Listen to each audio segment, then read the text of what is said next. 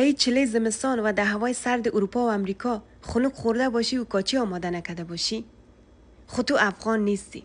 او هم ایت یک کاچی مزدار افغانی مادر پس که مادر دپیش چری جور میکرد منتظر میشتی که کی کاچی تیار شود و تو نوش جان کنی.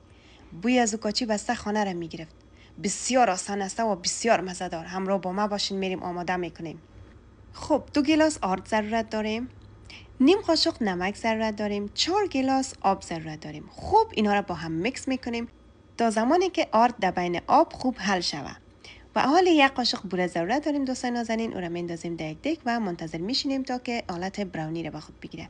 1 گیلاس آب اضافه میکنیم و میمانیم به جوش به تعقیبش آردی که میکس کرده بودیم همراه با آب او را اضافه میکنیم و این را مدام شور میتین. و اینجا شما ضرورت دارین 2 گیلاس آب کنار دستتان بانین و هر وقت شما میبینین که این سخت میشه داخلش کم کم آب اضافه کرده برین.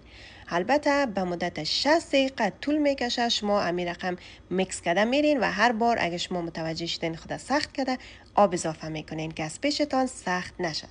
خوب دوستای نازنین بعد از 1 ساعت شما ببینین که هیچ رقم آماده میشه. در اینجا 1 قاشق از گلاب استفاده میکنیم و همچنان 1 قاشق چایخوری از پودر هیل استفاده میکنیم و این را خوب شور میتیم و میمانیم که دم بکشه در گاز بسیار کم و به مدت 10 دقیقه. 1 گیلاس شیر میمانیم گرم شوه و 3 قاشق بوره اضافه میکنیم دوستای. در اینجا دوستای نازنین 1 قاشق چایخوری هم هیل اضافه میکنیم میمانیم داغ شوه. اینجا هم روغن داغ میکنیم دوستای نازنین. سعی کنین کاچی آماده است.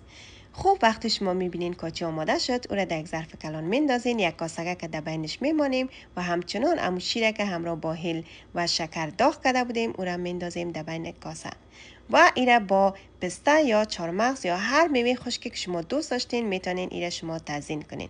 البته میوه‌ای که شما اینجا بر تزیین استفاده میکنین به خواست دل خودتان است. یک شکل مقبول برش بتین و بعد از او روغن که شما مانده بودین داغ شوه او را هم در روی شیر اضافه کنین. البته من بوره پاشیدم. اگه شما دوست داشته باشین شکر یا بوره اضافه کنین فوق العاده مزه‌دارش میکنه.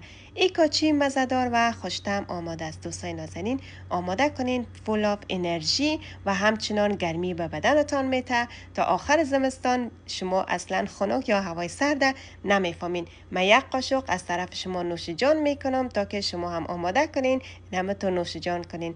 جایی که تان خالی خیلی مزه‌دار بود.